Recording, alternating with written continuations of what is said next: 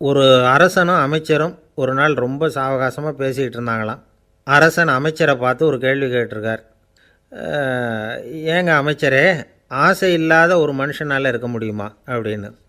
ஏன் முடியாது, துறவி அப்படிங்கிறவங்கெல்லாம் அப்படிப்பட்டவங்க தானே அப்படின்னாராம் அமைச்சர். அவங்கெல்லாம் உண்மையிலேயே ஆசையை விட்டவங்க தானா அப்படின்னு கேட்டாராம் ராஜா. அப்படி தான் இருக்கணும் அப்படின்னாராம் அமைச்சர். அப்படின்னா ஆசையே இல்லாத ஒரு உண்மையான துறவியை நான் பார்க்கணுமேன்னார். அது என்ன பிரமாதம், அதுக்கு நான் ஏற்பாடு பண்ணுறேன் அப்படின்னு விட்டார் இவர். சொல்லிவிட்டு உடனே புறப்பட்டு போனார். அங்கே தேடினார். அப்புறம் தான் அவருக்கு புரிஞ்சுது உண்மை துறவியை கண்டுபிடிக்கிறது எவ்வளவு கஷ்டமான காரியம்னு. இருந்தாலும் ராஜா கிட்ட சொல்லியாச்சே உண்மை துறவியை காட்டுறேன்னு. இப்போ என்ன பண்ணுறது? ராஜா கிட்ட சொன்னபடி நடக்கலைன்னா அவருக்கு கோபம் வந்துடும். அமைச்சர் ஒரு யோசனை பண்ணார். அவருக்கு ஒரு வழி தெரிஞ்சுது. அதுதான் சரின்னு முடிவு பண்ணார். அதாவது அந்த ஊரில் அவருக்கு தெரிஞ்ச நாடக நடிகர் ஒருத்தர் இருக்கிறார், நல்லா நடிப்பார். அவரை போய் பார்த்தார். இதை பாருப்பா, எனக்காக நீ ஒரு காரியம் செய்யணும்னார். என்னன்னு கேட்டார் அவர். நீ ஒரு துறவி மாதிரி கொஞ்சம் நேரத்துக்கு நடிக்கணும். ராஜா உன்னை பார்த்துட்டு போகிற வரைக்கும் நடி, அது போதும். அதுக்காக உனக்கு 10,000 ரூபா தரேன் அப்படின்னார். அவர் எந்த காலத்தில் இவ்வளவு பணத்தை மொத்தமாக பார்த்துருக்கார். அதனால் உடனே சரின்னு ஒத்துக்கிட்டார். அமைச்சர் அரண்மனைக்கு திரும்பி வந்தார். என்ன அமைச்சரே, இன்னுமா ஒரு உண்மையான துறவி கிடைக்கலன்னார். உண்மையான துறவி ஒருத்தரை இப்போ தான் கொஞ்சம் நேரத்துக்கு முன்னாடி பார்த்து பேசிவிட்டு வர்றேன். அவர் நம்ம ஊருக்கு வெளியில் குளத்தங்கரையில் உள்ள ஒரு ஆலமரத்துக்கு அடியில் உட்காந்துருக்கிறார் அப்படின்னார் இவர். அப்படின்னா உடனே புறப்படுங்க அப்படின்னார் ராஜா. பரிவாரங்களோடு புறப்பட்டார். அங்கே அந்த மரத்தடியில் அந்த ஆள் வேஷம் போட்டுக்கிட்டு துறவி மாதிரி உட்காந்துருக்கிறான். ராஜா நேராக போனார். அந்த துறவி காலில் பொத்துன்னு விழுந்து வணங்கினார். உடனே ராணியும் அவர் காலில் விழுந்தாங்க. அடுத்தபடியாக அமைச்சர் விழுந்தார். அவருக்கு தெரியும் இது நம்ம ஆள் தான்னு.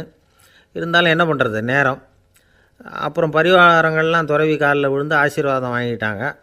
ராஜா அப்புறமா தங்கத்தட்டில் பொன்னையும் பொருளையும் வச்சு அந்த துறவிக்கிட்ட ரொம்ப பணிவாக நீட்டுறார். தாங்கள் தயவு பண்ணி இதை ஏற்றுக்கணும் அப்படின்னு வேண்டிக்கிட்டார். அந்த துறவி பற்றில்லாமல் அதை பார்த்தார். எல்லாத்தையும் திறந்துவிட்ட எனக்கு இதெல்லாம் எதுக்காக அப்படின்னு சொல்லி அதை மறுத்துட்டாராம். ஆஹா, உண்மையான துறவியை பார்த்துட்டோம் அப்படிங்கிற ஆனந்தம் அரசருக்கு. ரொம்ப நிம்மதியாக திருப்தியாக திரும்பி வந்தார் அரண்மனைக்கு. அதுக்கப்புறம் அமைச்சர் யாருக்கும் தெரியாமல் அந்த துறவிகிட்ட ஓடினார்.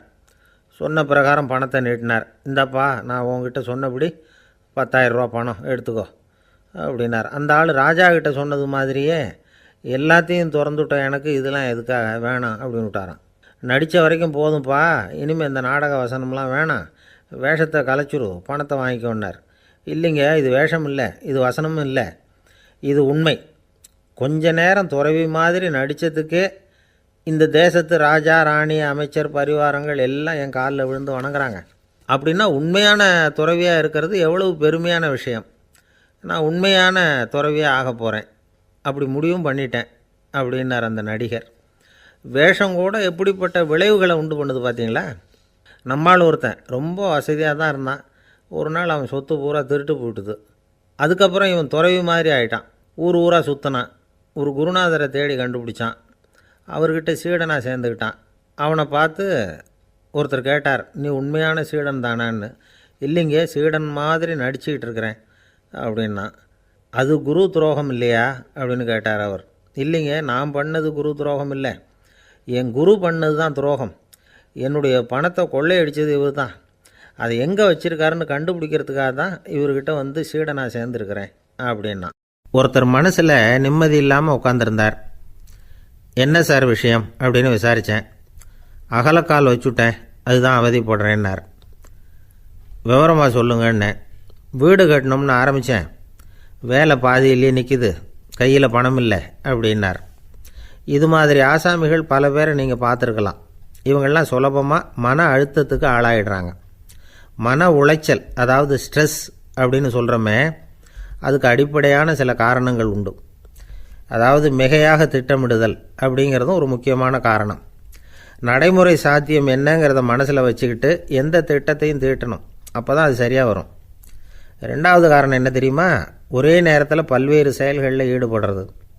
தொலைபேசியில் பேசிக்கிட்டே கையில் இருக்கிற கடிதத்தை படிச்சுக்கிட்டே எதிரில் உட்காந்துக்கிட்டு இருக்கிறவருக்கும் அப்பப்போ பதில் சொல்லிக்கிட்டு மனசில் பல்வேறு சிந்தனைகளை அப்படியே ஓட விட்டுக்கிட்டு இருக்கிறது. இதுவும் மன அழுத்தத்தை உண்டாக்குது. 3வது காரணம், எதிலேயும் வெற்றி மட்டும் எதிர்பார்க்குற ஒருதலைப்பட்சமான ஆர்வம். நாம் தொட்டதெல்லாம் வெற்றியாகவே முடியணும் அப்படின்னு எதிர்பார்க்குறவங்க ஏதாவது ஒன்றில் தோல்வியை கண்டால் தோண்டு போயிடுறாங்க. எப்படியும் முடியலாம்ங்கிற எண்ணம் ஏற்கனவே நமக்குள்ளே இருந்துட்டுதுன்னா அந்த அவஸ்தை வராது. அதனால் அதுவும் நம்ம வளர்த்து கொள்ள வேண்டிய ஒரு குணம். மன உளைச்சல் ஏற்படுறதுக்கு இன்னொரு காரணம், எதையும் வேகமாக செஞ்சுடணும் அப்படிங்கிற துடிப்பு. அந்த துடிப்பே மனசை அழுத்த ஆரம்பிச்சிடும். எந்த ஒரு காரியத்திலையும் தாமதமோ இடையூறோ ஏற்பட்டால் அதை பொறுத்துக்கிற மனப்போக்கம் வேணும். அது இல்லாதவங்க அழுத்தத்துக்கு ஆளாயிடுறாங்க. சில பேர் வேலைன்னு எந்த நேரம் பார்த்தாலும் வேலையே கதின்னு கிடப்பாங்க. பொழுதுபோக்குக்கோ உடற்பயிற்சிக்கோ குடும்பத்தில் உள்ளவங்க அல்லது நண்பர்கள் கூட கலந்துரையாடவோ கொஞ்சம் கூட நேரம் ஒதுக்க மாட்டாங்க. இந்த சுபாவம் மன அழுத்தத்தை உண்டு பண்ணும். இதையெல்லாம் புரிஞ்சுக்கிட்டு அதிலிருந்து விடுபடுறது எப்படின்னு யோசிக்கணும்.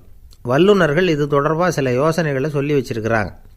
அது என்னென்னா, வாழ்க்கைங்கிறது பிரச்சனைகளால் பின்னப்பட்ட ஒன்று. அது எப்போவுமே முடிவடையாத ஒரு தொடர்கதை அப்படிங்கிறத முதல்ல நாம் புரிஞ்சுக்கணும். ஒரே நேரத்தில் ஒரு காரியத்தில் மட்டுமே நாம் கவனம் செலுத்தணும். அடுத்தவங்க காரியத்தில் தலையிடக்கூடாது. எதையும் பேச ஆரம்பிக்கிறதுக்கு முன்னாடி நம்மை நாமே கேட்டுக்க வேண்டிய கேள்வி 2. 1, நான் சொல்ல போகிறது ரொம்ப முக்கியமானதா? 2வது, நான் சொல்கிறத அவங்க கேட்குறதுக்கு ஆசைப்படுறாங்களா? நான் பேசுகிறதுக்கு அது சரியான நேரம் தானா? இதை யோசித்து பார்த்ததுக்கப்புறம் எதையும் பேச ஆரம்பிக்கணும். முடிஞ்ச அளவுக்கு வளைந்து போகிற சுபாவத்தை வளர்த்துக்கணும். நம்ம நேரம் விலை மதிப்பு இல்லாதது. அதை வீணாக்கக்கூடாது. சிரிக்க தெரியலனாலும் பரவாயில்ல, முகத்தில் கொஞ்சம் புன்முறுவலாவது காட்டணும். இதெல்லாம் ரொம்ப முக்கியம். அடுத்தவங்க ஏதாவது செஞ்சால் உடனே நன்றி சொல்ல மறக்கக்கூடாது. தினமும் கொஞ்சம் நேரத்தை தனிமையில் செலவு பண்ணணும். மன உளைச்சலிருந்து விடுபடுறதுக்கு 3 முக்கிய வழிகள் சொல்கிறாங்க. அதை சுருக்கமாக ரெட் அப்படின்னு சொல்கிறாங்க. RED ஆங்கில எழுத்தில். அந்த முதல் எழுத்து R, அது என்னென்னா ரிலாக்ஸேஷன், அதாவது இடை ஓய்வு. 2வது E எக்ஸர்சைஸ், உடற்பயிற்சி. 3வது டயட், திட்டமிட்ட உணவு முறை. அதனால் தியானம், மூச்சு பயிற்சி இதெல்லாம் இந்த இடை ஓய்வுக்கு வழிகள். எந்த வேலையையும் தொடர்ந்து செய்யக்கூடாது. எல்லார்கிட்டையும் கலகலப்பாக பழகணும். மாதத்துக்கு ஒரு நாளாவது குடும்பத்தோடு வெளியில் போயிட்டு வரணும். சுலபமான உடற்பயிற்சிகளை செய்யலாம். உடற்பயிற்சிங்கிறது நமக்காக நாம் செய்கிற ஒரு நீண்டகால முதலீடு அப்படின்னு சொல்லுவாங்க. அதாவது லாங் டேர்ம் இன்வெஸ்ட்மெண்ட்டாக. அளவோடு சாப்பிட்ணும், மெதுவாக சாப்பிட்ணும். இதெல்லாம் கொஞ்சம் மனசில் வச்சுக்கிட்டு நடந்துக்கிட்டால் மகிழ்ச்சியாக வாழலாம். சில பேர் சாப்பாட்டு விஷயத்தில் ரொம்ப அக்கறை எடுத்துக்கிறது உண்டு. ஒரு குண்டு ஆசாமி சாப்பிட உக்காந்தார். முதல்ல ஒரு மாத்திரை சாப்பிட்டார். எதுக்குன்னு கேட்டோம். பசி எடுக்கிறதுக்குன்னார். சாப்பிட்டு முடித்தார். பிறகு மறுபடியும் ஒரு மாத்திரை சாப்பிட்டார். இது எதுக்குன்னு கேட்டோம். சாப்பிட்டது ஜீரணமாகறதுக்கு அப்படின்னார். ஒரு சின்ன பையன் வந்தான். அவனை பார்த்து ஒரு கேள்வி கேட்டோம். ஏன்ப்பா உங்கள் வீட்டில் அம்மா புத்திசாலியா அப்பா புத்திசாலியா அப்படின்னு. அவன் அலட்சியமாக நம்மளை பார்த்து சிரிக்கிறான். என்ன சார் இது, இந்த காலத்தில் இது கூட தெரியாமல் இருக்கிறீங்களே அப்படிங்கிறான். ஒரு சின்ன பையன் நம்மளை பார்த்து இப்படி கேட்டு விட்டானே அப்படின்னு நினைக்கிறப்போ நமக்கு ஒரு மாதிரி ஆகிடும். அதுக்கப்புறம்தான் இந்த தாத்தா பாட்டிலாம் சொல்கிற ஒரு கதை ஞாபகத்துக்கு வந்தது. அது என்ன கதை தெரியுமா? ஒரு ஊரில் ஒரு அம்மாவும் பிள்ளையும் இருந்தாங்களாம். அந்த மகனுக்கு திடீர்னு தேசாந்திரம் போய் வரணும்னு ஆசை வந்துட்டுது. ஊராக போய் சுற்றி பார்க்கணுங்கிற ஆசை. அந்த அம்மாவுக்கு இது பிடிக்கல. மகனை பிரிஞ்சு இருக்கிறதுக்கு அவங்க மனசு இடம் கொடுக்கல. வேணாப்பான்னு சொல்லி பார்த்தாங்க, அவன் கேட்கல. திடீர்னு புறப்படவும் செஞ்சுட்டான். சரி, இனிமேல் அவனை தடுக்க முடியாதுன்னு முடிவு பண்ணிட்டாங்க அந்த அம்மா. இருந்தாலும் புத்திசாலித்தனமாக ஒரு யோசனை பண்ணாங்க. மகனை கிட்டத்தில் கூப்பிட்டாங்க. அவங்ககிட்ட சொன்னாங்க, இதை பாருப்பா, நீ தேசாந்திரம் போகிறதுன்னு தீர்மானம் பண்ணிவிட்ட. அதை நான் தடுக்கலை, போயிட்டு வந்துடும். ஆனால் போகிறதுக்கு முன்னாடி எனக்கு ஒரு வாக்குறுதி கொடுத்துட்டு போ அப்படின்னாங்க. போகிறப்போ ராத்திரியாக இருந்தாலும் பகலாக இருந்தாலும் சரி, புளிய மரத்து நிழலில் தான் தங்கணும். திரும்பி வர்றப்போ இரவும் பகலும் நீ வேப்ப மரத்து நிழல்லே தங்கணும் அப்படின்னாங்க. சரி, அப்படியே செய்கிறேன்னு சொல்லி வாக்குறுதி கொடுத்தான் பையன். புறப்பட்டு போனான். போகிற வழியில் புளிய மரத்து நிழல்லையே தங்கினான், தூங்கினான். அப்படி போய்கிட்டே இருந்தான். 7வது நாள் அவன் உடம்பு சுகமில்லாமல் போயிட்டுது. ரொம்பவும் பலவீனமாயிட்டான். இனிமேல் நடக்க முடியாதுங்கிற நிலைமை வந்துட்டுது. யோசித்து பார்த்தான். சரி, இதுக்கு மேலே போக வேண்டாம் அப்படின்னு முடிவு பண்ணிவிட்டு திரும்பி வர ஆரம்பிச்சிட்டான். திரும்பி வர்றப்போ வழியில் வேப்ப மரத்து நிழலையே தங்கி தங்கி வந்தான். நாளுக்கு நாள் உடம்பு சரியாக வந்துட்டுது. 7ஆவது நாள் வீட்டுக்கு சேர்றான். உடம்பு பழையபடியே கலகலப்பாயிட்டுது. பூரண சுகம். தேசாந்திரம் போன பையன் திரும்பி வந்துட்டானே அப்படின்னு அந்த அம்மா ஆச்சரியப்படலை. ஏன்னா அவங்களுக்கு தெரியும் இப்படி ஆகும்னு. பையன் சீக்கிரமாக திரும்பி வரணுங்கிறதுக்காக தான் அவங்க அந்த யோசனையை சொன்னாங்க. என்ன விஷயங்கிறதையும் அவங்களே சொன்னாங்க. மகனே, புளிய மரத்து நிழல் உடம்புக்கு உஷ்ணத்தை கொடுக்கும், சீக்கம் உண்டாக்கும். அதனால் நீ தொடர்ந்து புளிய மரத்து நிழலில் தங்கினாவே நோய்க்கு ஆளாயிட்ட. அதனால் நல்ல பயணத்தை முடிச்சுக்கிட்டு திரும்பி வரணுங்கிற முடிவுக்கு வந்துட்ட. திரும்பி வர்றப்போ நீ தங்கினது வேப்ப மரத்து நிழல். அது உடம்புக்கு குளிர்ச்சியை தரக்கூடியது, நோயை தீர்க்கக்கூடியது. அதனால் சுகமாக வீட்டுக்கு சேர்ந்துட்ட. உன்னோட தேசாந்திர பயணத்தை தடுக்கிறதுக்காக தான் இப்படி பண்ணினேன் அப்படின்னாங்களாம் அந்த அம்மா. பார்த்தீங்களா அம்மாவோட புத்திசாலித்தனத்தை? அப்பாவாக இருந்தால் இப்படியா பண்ணுவார்? ஒரு அப்பா பையன்கிட்ட 10 ரூபா கொடுத்து இதை எடுத்துக்கிட்டு அடுத்த ஊருக்கு போய் அங்கே இருக்கிற மாமா கிட்ட இதை கொடுத்துட்டு வாடா, வழியில் எங்கேயாவது மரத்தடியில் படுத்து தூங்கி விடாதே அப்படின்னு எச்சரிக்கை பண்ணி அனுப்புனாராம். பையனுக்கு எச்சரிக்கையாக வாழறது எப்படிங்கிறத கற்றுக் கொடுக்கறதுக்காக இப்படி பண்ணார். அவன் பணத்தை வாங்கிட்டு போனான். அப்பா சொன்னதை மறந்துட்டு ஒரு மரத்தடியில் படுத்து தூங்கிட்டான். அவனுக்கு தெரியாமல் அவன் பின்னாடியே போன அப்பா அவன் கையில் இருந்த அந்த 10 ரூபாயை நைஸாக எடுத்துகிட்டு வந்துட்டார். அவன் பையில் தானே வச்சுருந்தான், அது தெரியாமல் எடுத்துகிட்டு வந்துட்டார். அவன் தூங்கிக்கிட்டு இருக்கான். எடுத்துகிட்டு ஒரு மறுபடியும் வீட்டுக்கு வந்துட்டார். பையன் முழிச்சுக்கிட்டு பையை தடவி பார்க்குறான், பணத்தை காணும். அழுதுகிட்டே திரும்பி வந்தான். அப்பா கிட்டே விஷயத்த சொன்னான். அப்பா சிரிச்சுக்கிட்டே சொன்னார், அதுக்கு தான்ப்பா ஆரம்பத்திலேயே எச்சரிக்கை பண்ணினேன், இனிமேலாவது நீ ஜாக்கிரதையாக இருக்கணும் அப்படிங்கிறதுக்காக தான் இப்படி பண்ணினேன். அந்த பணம் எங்கேயும் போயிடலை, நான் தான் அதை உனக்கு தெரியாமல் எடுத்து வச்சிருக்கிறேன். இதோ பாரு அப்படின்னு சொல்லிவிட்டு சைடு பாக்கெட்டில் கையை விட்டா அது ஓட்டையாக இருக்குது. அதை எவனோ ஏற்கனவே கத்திரிச்சு எடுத்துகிட்டு போட்டான். இப்போ அப்பா முகத்தில் அசடு வழிஞ்சுதான். ஒருத்தர் ரொம்ப அவசரமாக வந்தார். சார், மனுஷன் நிம்மதியாக இருக்கிறதுக்கு என்ன வழின்னு கேட்டார். சீக்கிரமாக ஒரு கல்யாணத்தை பண்ணிங்க, எல்லாம் சரியாக போடும் அப்படின்னோம். அவர் ஒரு மாதிரியாக பார்த்தார். ஏற்கனவே எனக்கு கல்யாணம் ஆகிட்டுது சார், அதனால தானே நிம்மதியாக இருக்கிறதுக்கு வழி கேட்குறேன் அப்படின்னார். சரி, இவர் ஒரு மாதிரியான கேஸ் அப்படின்னு நினச்சிக்கிட்டு நம்மக்கிட்ட இருந்த ஒரு சின்ன புத்தகத்தை அவர்கிட்ட தூக்கி கொடுத்தோம். இதை படித்து பாருங்கன்னு. கல்யாணத்துக்கு பிறகும் சந்தோஷமாக இருக்கிறதுக்கு என்ன வழி அப்படிங்கிற கேள்விக்கு அந்த புத்தகத்தில் விளக்கம் இருந்தது. கணவன் மனைவிக்குள்ளே சிக்கல் வராமல் இருக்கிறதுக்கு அதில் சில வழிகளை சொல்லி கொடுத்துருக்குறாங்க. அதெல்லாம் என்னென்ன அப்படிங்கிறத இப்போ பார்க்கலாமா? குடும்பம்னு இருந்தால் கோபம் வரதான் செய்யும். அது வந்துட்டு போட்டும் பரவாயில்ல. ஆனால் அந்த கோபம் ஒரே நேரத்தில் 2 பேருக்கும் வந்துடாமல் பார்த்துக்கணும். ஒரு சமயத்தில் யாராவது ஒருத்தர் தான் கோபப்படணும், அடுத்தவங்க அமைதியாக இருக்கணும். அதுக்கப்புறம் இவர் அமைதியான உடனே அவங்க ஆரம்பிச்சிக்கலாம். கோபமாக ஏதாவது சொன்னால் உடனே கோபமாக பதில் சொல்லக்கூடாது. கொஞ்சம் பொறுத்து கோபம் தீர்ந்த உடனே அந்த பதிலை சொல்லலாம். அப்போ பதில் கோபமாக இருந்தால் கூட அது அவ்வளோ பெருசாக தெரியாது. அற்ப விஷயத்துக்கெல்லாம் காய்ச்சி மூச்சுன்னு கத்திக்கிட்டு இருக்கக்கூடாது. உங்கள் 2 பேருக்குள்ளே ஒரு தர்க்கம் ஆரம்பமாயிட்டுதுன்னு வச்சுக்கோங்க. கடுமையாக 2 பேரும் விவாதம் பண்ணுறீங்க. உங்களில் ஒருத்தர் இதில் ஜெயிக்கணும்னா அது நீங்களாக இருக்க வேணாம், அடுத்தவங்க ஜெயிக்கிறதுக்கு நீங்கள் துணையாக இருங்களேன். அப்படின்னா நீங்கள் கொஞ்சம் விட்டு கொடுக்கணும், அவ்வளோதான். ஏதாவது குத்தம் சொல்லணுமா, செஞ்ச தப்பை சுட்டி காட்டணுமா, விமர்சனம் பண்ணணுமா, பண்ணுங்க, வேணான்னு சொல்லலை. ஆனால் சொன்னதை அப்படி சொல்கிறத கொஞ்சம் அன்பாக இதமாக சொல்லுங்கள். எப்போது நடந்த தவறுகளையெல்லாம் இப்போ போய் மறுபடியும் ஞாபகப்படுத்திகிட்டு இருக்க வேண்டாம். நான் அப்போவே சொன்னேன் இந்த புடவை வேணாம்னு, நீங்கள் தான் கேட்கல, இப்போ பாருங்கள் கிழிஞ்சு போச்சு இப்படின்னு கத்துனாங்க ஒரு அம்மா. எப்போ சொன்னீங்கன்னு கேட்டால் ஒரு 10 வருஷத்துக்கு முன்னாடி தீபாவளி சமயத்தில் அப்படிங்கிறாங்க. அது என்ன இன்னும் அப்படியே புதுசாகவே இருக்கும்? உங்களுக்கு அவர் தான் பெருசு, அவருக்கு நீங்கள் தான் பெருசு. அதை விட இந்த உலகத்தில் வேறு எதுவும் முக்கியம் இல்லைன்னு நினைக்கணும். நீ தான் என்னுடைய உலகம்னு எத்தனை தடவை சொல்லியிருப்பீங்க? அதெல்லாம் வெறும் வசனமாக போயிடக்கூடாது. ஏதாவது ஒரு பிரச்சனையை பற்றி கடுமையாக விவாதம் பண்ணிக்கிட்டு இருக்கீங்க, அதை அப்படியே பாதியில் விட்டுட்டு படுக்கைக்கு போயிடக்கூடாது. சொச்சத்தை நாளைக்கு பேசிக்கலாம்னு. அப்படி போனால் தூக்கம் வராது. பிரச்சனையை ஒரு முடிவு பண்ணிக்கிட்டு அதுக்கப்புறமா தூங்க போகணும். ஒரு நாளில் ஒரு தடவையாவது உங்கள் ஜோடியை பாராட்டி நல்ல விதமாக கனிவாக ஒரு வார்த்தை சொல்லணும் அப்படின்னு தீர்மானம் பண்ணிங்க.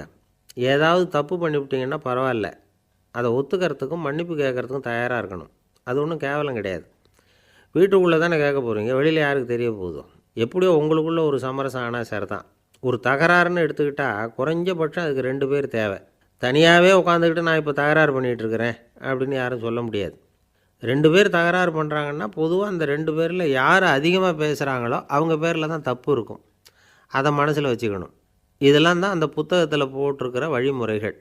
இவ்வளவும் சரியாக வரலைன்னா அப்புறமா சொல்லுங்கள், வேறு புத்தகம் ஏதாவது இருக்கான்னு தேடுவோம். ஒரு கணவன் தன்னுடைய மனைவியை அழைச்சிக்கிட்டு ஒரு மனோதத்துவ டாக்டர்கிட்ட வந்தாராம்.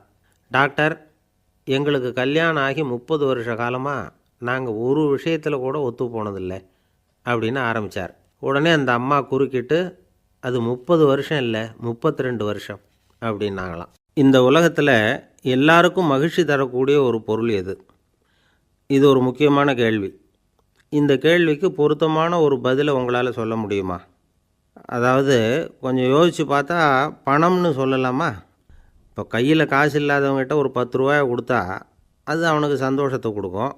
ஏற்கனவே வருமான வரி பிரச்சனையில் சிக்கி இருக்கிறவர்கிட்ட இன்னும் கொஞ்சம் பணம் இந்தாங்கன்னு சொல்லி கொடுத்தோம்னா அது அவருக்கு சங்கடத்தை தான் கொடுக்கும். அதனால் அந்த கேள்விக்கு பணங்கிறது பொருத்தமான பதிலாக இருக்க முடியாது. கேள்வி என்னென்னா, இந்த உலகத்தில் எல்லாருக்கும் மகிழ்ச்சி தரக்கூடிய ஒரு பொருள் எது? சரி, இனிப்புன்னு சொல்லலாமா? ஏன்னா எல்லாருக்கும் இனிக்க தானே செய்யும். அதுலேயும் ஒரு சிக்கல் இருக்குது. சர்க்கரை வியாதிக்காரங்களுக்கு அது என்ன சந்தோஷத்தையாக கொடுக்கும்? ஆக எல்லாருக்கும் வேறுபாடு எதுவும் இல்லாமல் மகிழ்ச்சியை கொடுக்கக்கூடியது வேறு ஏதோ ஒன்று இருக்குது. அது என்னன்னு கண்டுபிடிக்கணும். அதுதான் இன்றைக்கி தகவல். இப்போ அதை கண்டுபிடிக்கணும்னா இந்த கதையை கேட்கணும். அது என்ன கதைன்னா, ஒரு ஊரில் ஒரு ராஜா இருந்தார். அவருக்கும் இதே சந்தேகம் வந்துட்டுது. அதாவது எல்லாருக்கும் இன்பம் தரக்கூடிய பொருள் எது அப்படின்னு. இதுக்கு பதில் தெரிஞ்சுக்கிறதுக்கு ஆசைப்பட்டார். சரி, அதுக்கு என்ன செய்யலாம்னு யோசனை பண்ணார். நாட்டு மக்களுக்கு பகிரங்கமாக ஒரு அறிவிப்பு கொடுத்தார். நம்ம நாட்டு மக்கள் இன்பம் தரக்கூடிய பொருள் எதுன்னு நினைக்கிறாங்களோ அதை கொண்டுக்கிட்டு வந்து அரண்மனையில் உள்ள கண்காட்சி மண்டபத்தில் வைக்கலாம். அப்படி அவங்க வைக்கிற பொருள்களில் எது எல்லாருக்கும் இன்பம் தரக்கூடியதாக இருக்குமோ அதை வச்சவருக்கு 1000 பொற்காசுகள் பரிசு அப்படின்னு அறிவிப்பு கொடுத்துட்டார். ஜனங்கள் இந்த அறிவிப்பை கேட்டாங்க. அதுக்கப்புறம் சும்மா இருப்பாங்களா? 1000 பொற்காசுன்னா சும்மாவா? அவங்க கையில் என்னென்ன கிடைச்சதோ அதையெல்லாம் கொண்டாந்து அரண்மனை காட்சி மண்டபத்தில் வச்சுட்டாங்க. அதுக்கப்புறமா ராஜா அங்கே வந்தார். ஒவ்வொன்றா பார்த்துக்கிட்டே வந்தார். முதல்ல ஒரு குயில் இருந்தது, இனிமையாக பாடக்கூடிய குயில். இந்த குயிலோட இன்னிசை எல்லாருக்கும் இன்பம் தரக்கூடியது தான். இருந்தாலும் காது கேட்காதவங்களுக்கு இந்த இசை எப்படி இன்பம் தர முடியும்? அதனால் இது சரியில்லைன்னு விட்டார். அடுத்தபடியாக போனார். அங்கே என்ன வச்சுருக்குறாங்கன்னு பார்த்தா ஒரு அழகான மயில் அங்கே தோகை விரித்து ஆடிக்கிட்டு இருக்குது. இந்த மயிலோட ஆட்டம் மனசுக்கு இன்பம் தரக்கூடியது தான். இருந்தாலும் பார்வை இல்லாதவங்க இந்த ஆட்டத்தை பார்த்து ரசிக்க முடியுமா? முடியாது. அதனால் இதுவும் சரியில்லை அப்படின்னு சொல்லிவிட்டார். அதுக்கு அடுத்தபடியாக போனார். பல வகையான இனிப்பு பண்டங்களை வச்சுருந்தாங்க. பார்த்தார், வயசானவங்களுக்கும் நோயாளிகளுக்கும் இது இன்பம் தராது, துன்பம்தான் கொடுக்கும் அப்படின்னார். இப்படி ஒவ்வொன்றா பார்த்துக்கிட்டே போகிறார். அழகான மலர்கள், கனிகள், ஓவியங்கள் எதுவுமே பொருத்தமாக தெரியல. சகல பேருக்கும் இன்பம் தரக்கூடிய வகையில் எதுவும் இல்லை. கடைசியாக வந்தார். அங்கே ஒரு களிமண் பொம்மை இருந்தது. அது என்ன பொம்மை தெரியுமா? பசியால் வாடி இருக்கிற ஒருத்தருக்கு ஒரு அம்மா இனிமையாக பேசிக்கிட்டு சோறு போடுறது மாதிரி அந்த பொம்மையை செஞ்சுருந்தாங்க. அதுக்கு கீழே அன்பு அப்படின்னு எழுதியிருந்துதான். ராஜா பளிச்சுன்னு ஒரு முடிவுக்கு வந்தார். அந்த பொம்மையை செஞ்ச சிற்பியை வரவழைச்சார், பரிசு கொடுத்தார். அன்பு ஒன்று தான் எல்லாருக்கும் இன்பம் அளிக்கக்கூடிய பொருள். காது கேட்காதவங்களும் அதை கேட்க முடியும், பார்வை இல்லாதவங்களும் அதை பார்க்க முடியும், குழந்தைகளும் அதை உணர முடியும் அப்படின்னு அதுக்கு விளக்கம் கொடுத்தார் அந்த மன்னர். இந்த உலகத்தில் எல்லாருக்கும் மகிழ்ச்சி தரக்கூடிய ஒரு பொருள் அன்பு தான். அதை புரிஞ்சுக்கிட்டு தான் சில கணவன்மார்கள் மனைவி பேரில் ரொம்ப அன்பை காட்டிக்கிறது வழக்கம். ஒரு வீட்டு வாசப்படி பக்கமாக மழைக்கு ஒதுங்கினார் ஒருத்தர். மழை தூரிக்கிட்டு இருந்தது, இருட்டு நேரம். அந்த வீட்டில் இருந்தவர், இன்றைக்கி ராத்திரி வேணும்னா இங்கேயே தங்கிட்டு காலையில் போங்க அப்படின்னார். உடனே இவர் சொன்னார், ரொம்ப நன்றிங்க, ஒரு 10 நிமிஷத்தில் இதை வந்துவிடுறேன் அப்படின்னு சொல்லிவிட்டு எங்கேயோ ஓடினார். 10 நிமிஷம் கழித்து திரும்பி வந்தார். ஆமாம், எங்கே போயிட்டு வந்தீங்கன்னு கேட்டார் வீட்டில் இருந்தவர். நேராக எங்கள் வீட்டுக்கு போய் மனைவிக்கிட்ட இன்றைக்கி ராத்திரி இங்கேயே தங்கிக்கிறேன்னு சொல்லிவிட்டு வந்துட்டேன் அப்படின்னார் அவர். அன்புல இது ஒரு ரகம். என்ன சார், உங்கள் பையன் என்ன செஞ்சுக்கிட்டு இருக்கிறான் இப்போது அப்படின்னு கேட்டார் ஒருத்தர். அடிக்கடி கண்ணாடி முன்னாடி நின்று அழகு பார்த்துக்கிட்டு இருக்கிறான் சார் அப்படின்னார் அப்பா. இளம் பருவம் இப்படி தான் இருக்கும், அதையெல்லாம் சாதாரணமாக நினச்சிடாதீங்க அப்படின்னாரு அவர். என்ன சார் சொல்கிறீங்க, கண்ணாடி முன்னாடி நின்றுக்கிட்டு நேரத்தை வீணாக்கிக்கிட்டு இருக்கான், அதை ஒரு பெரிய விஷயமாக நான் நினைக்கணுமா அப்படின்னாரு இவர். இளம் பருவத்தில் இளைஞர்களுக்கும் சின்ன பொண்ணுங்களுக்கும் அடிக்கடி கண்ணாடியில் பார்க்கணும்னு தோணும். அது வெறுமனே அழகு பார்க்குறது மட்டும் இல்லை, அவங்க தங்களையே தேடி கண்டுபிடிக்கிற ஒரு முயற்சி அது. இது ஒரு மனோதத்துவ விளைவு. இது வரைக்கும் சின்ன பிள்ளையாக இருந்துட்டோம், இனிமேல் நாமளும் மற்றவங்க மாதிரி மனிதர்கள் தான் அப்படிங்கிற உணர்வு அவங்களுக்கு வருது. தங்களோட முகம் எப்படி இருக்குது, அழகு எப்படி இருக்குது, உடம்பு நேரம் எப்படி இருக்குது, முடி எப்படி இருக்குது அப்படிங்கிறதையெல்லாம் கண்டுபிடிக்கிறாங்க. அதுக்கப்புறம் இன்னொரு ஆணோ பொண்ணோ தன்னை கவனிக்கணும் அப்படின்னு நினைக்கிறாங்க. இதெல்லாம் மனோதத்துவ உண்மைகள், இதெல்லாம் இயற்கை. இதை பார்த்துட்டு பெற்றவங்க பிள்ளைங்க கெட்டு போட்டாங்க அப்படின்னு நினைக்கக்கூடாது, அவங்கள திட்டிக்கிட்டே இருக்கக்கூடாது. இன்றைக்கி பல குடும்பங்களில் இதுதான் நடந்துக்கிட்டு இருக்குது. மனுஷ வாழ்க்கையிலேயே இப்படியும் இல்லாத அப்படியும் இல்லாத ஒரு பருவம் இளம் பருவம். 13லேருந்து 19 வயசுக்கு உட்பட்ட ஆண்கள் பெண்கள் இந்த வகையை சேர்ந்தவங்க, டீனேஜ் குரூப். இவங்களை சின்னவங்கன்னு நினச்சிட முடியாது, பெரியவங்கன்னு நினச்சிட முடியாது. இவங்க ரொம்ப சென்சிட்டிவ். சமூகம் நினச்சா இவங்களை நல்லவங்களாகவும் ஆக்கலாம், கெட்டவங்களாகவும் ஆக்கலாம். கொஞ்சம் அக்கறை எடுத்துக்கிட்டால் பெரிய பெரிய மேதைகளையும் விஞ்ஞானிகளையும் உருவாக்கலாம். ஆனால் நடக்கிறது என்ன தெரியுமா, அநேகமாக இவங்களை யாருமே சரியாக புரிஞ்சுக்கிறது இல்லை, இவங்களை சரியாக நடத்துறதும் இல்லை. இது வரைக்கும் நாம் சொல்கிறத கேட்டுக்கிட்டு இருந்தான், இப்போல்லாம் அவன் இஷ்டத்துக்கு நடக்க ஆரம்பிச்சிட்டான் அப்படின்னு வருத்தப்படுற பெற்றோர்கள் அதிகம். இது வருத்தப்படுற விஷயம் இல்லை, சந்தோஷப்பட வேண்டிய விஷயம். உங்கள் புள்ள சொந்தமாக யோசிக்க ஆரம்பிக்கிறதும் நடந்துக்க ஆரம்பிக்கிறதும் ஒரு தப்பான விஷயமா? அவன் கடைசி வரைக்கும் உங்கள் பேச்சையே கேட்டுக்கிட்டு இருக்கணுங்கிறது என்ன நியாயம்? இன்றைக்கி இளைஞர்களை பெரியவங்க தப்பாக புரிஞ்சுக்கிட்டு தவறாக நடத்துறதுனால தான் அவங்களுக்கு வெறுப்பு, எரிச்சல், மனக்கசப்பு எல்லாம் உண்டாகுது. பெற்றவங்க சரியாக மதிக்கிறது இல்லை அப்படிங்கிற ஒரே காரணத்தினாலேயே வீணாக போகிற பிள்ளைங்க இன்றைக்கி அதிகம். சரி, பெற்றவங்களுக்கு இன்றைக்கி என்ன தான் புத்தி சொல்ல வர்றீங்க அப்படின்னு கேட்குறீங்களா? நாம் எதையும் சொல்ல வரல, ஆனால் அது சம்பந்தமான சில நிபுணர்கள் சொல்லியிருக்கிறத உங்கள் காதில் போட்டு வைக்கலாம். அது என்னென்னா, பிள்ளைங்க கிட்ட அன்பு செலுத்துங்க. குழந்தையாக இருந்தப்போ எவ்வளவு பாசமாக இருந்தீங்க, வளர வளர அதை ஏன் குறைச்சிக்கிறீங்க? பெற்றவங்களின் அன்பான வார்த்தைகளுக்கு ஏங்குறவங்க தான் இன்றைய இளைஞர்கள். அவங்க எதை சொன்னாலும் அதை அக்கறையாக காது கொடுத்து கேளுங்க, அலட்சியப்படுத்தாதீங்க. அவங்க விரும்புகிறது உங்கள்கிட்டேருந்து ஒரு மதிப்பு, மரியாதை, அங்கீகாரம், இவ்வளவு தான். அவங்க அவங்களாவே முடிவுகள் எடுக்கட்டும், அதுக்கு நீங்கள் உதவியாக இருங்க, அது போதும். மற்றவங்க முன்னாடி, முக்கியமாக அவங்க நண்பர்கள் முன்னாடி அவங்கள பற்றி மட்டமாக பேசாதீங்க. அவங்கக்கிட்ட பொய் சொல்லக்கூடாது. நீங்கள் சொன்னது பொய்ன்னு தெரிஞ்சு போச்சுன்னா உங்கள் பேரில் அவங்களுக்கு இருக்கிற மதிப்பு போயிடும், நம்பிக்கை போயிடும். அவங்களுக்கு முன்னாடி நீங்கள் சண்டை போடக்கூடாது. உங்கள் பிள்ளைய எப்பவும் இன்னொரு பிள்ளையோட ஒப்பிட்டு பேசுகிற வேலையே வேணாம். கூட பிறந்த மற்றவங்களோட கூட ஒப்பிடக்கூடாது. இப்படி செஞ்சால் அவன் உங்ககிட்டையும் பிரியமாக இருக்க மாட்டான், அவங்ககிட்டையும் பிரியமாக இருக்க மாட்டான். புள்ள எங்கே போகிறான், என்ன பண்ணுறான் அப்படின்னுலாம் துப்பறிஞ்சிக்கிட்டு இருக்கக்கூடாது. இளைஞர்கள் தனிமையை விரும்புகிறவங்க. அவங்கள பெட்டியில் வச்சு மூடி பாதுகாக்கணும்னு நினைக்கக்கூடாது. அவங்கள எப்படி பாதுகாக்கிறது அப்படிங்கிறது அவங்களுக்கே தெரியும்.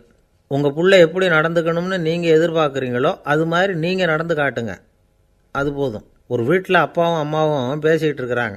என்னங்க, நம்ம பொண்ணு பெரியவளாயிட்டா, அடிக்கடி கண்ணாடி முன்னாடி போய் நின்றுக்கிட்டு இருக்கிறா, சீக்கிரமாக ஒரு பையனை பார்த்து கல்யாணத்தை முடிக்காமல் இப்படி மசன்னு கல் மாதிரி உட்காந்துருக்குறீங்களே அப்படின்னு சத்தம் போட்டாங்க அந்த அம்மா. அவசரப்படாத, பார்க்குறதுக்கு கண்ணுக்கு அழகாக லட்சணமாக புத்திசாலியாக ஒரு பையன் கிடைக்க வேணாமா, அதுதான் பார்த்துக்கிட்டு இருக்கிறேன் அப்படின்னார் அப்பா. இதுக்கு அந்த அம்மா சொல்கிறாங்க, எங்கள் அப்பா இப்படியெல்லாம் நினச்சிக்கிட்டு இருந்திருந்தா எனக்கு கல்யாணமே ஆயிருக்காது தெரியுமா அப்படின்னாங்களாம். ஒரு ஆஃபீஸில் வேலை பார்க்குற ஒருத்தர் ஏதோ தப்பு பண்ணிவிட்டார். உடனே மேல் அதிகாரி அவரை கூப்பிட்டு அனுப்புனார். நீ செஞ்சது தப்புன்னார் கோபமாக. இது ஒரு ரகம். சில அதிகாரிகள் இப்படி நீங்கள் செஞ்சது தப்புன்னு சொல்கிறதில்ல, நீங்கள் செஞ்சது சரி அப்படின்னு சொல்கிறதில்ல. எப்படி சொல்லுவாங்கன்னா, நீங்கள் செஞ்சது சரியில்லைன்னு நான் நினைக்கிறேன் அப்படின்னு சொல்லுவாங்களாம்.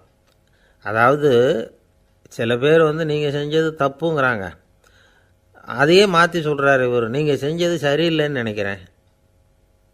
இது ரெண்டும் அர்த்தம் ஒன்று தான், இருந்தாலும் வார்த்தைகள் வித்தியாசம். நிர்வாக திறமை இல்லாத ஒரு அதிகாரி யூ ஆர் ராங் அப்படின்னு சொல்லுவாராம்.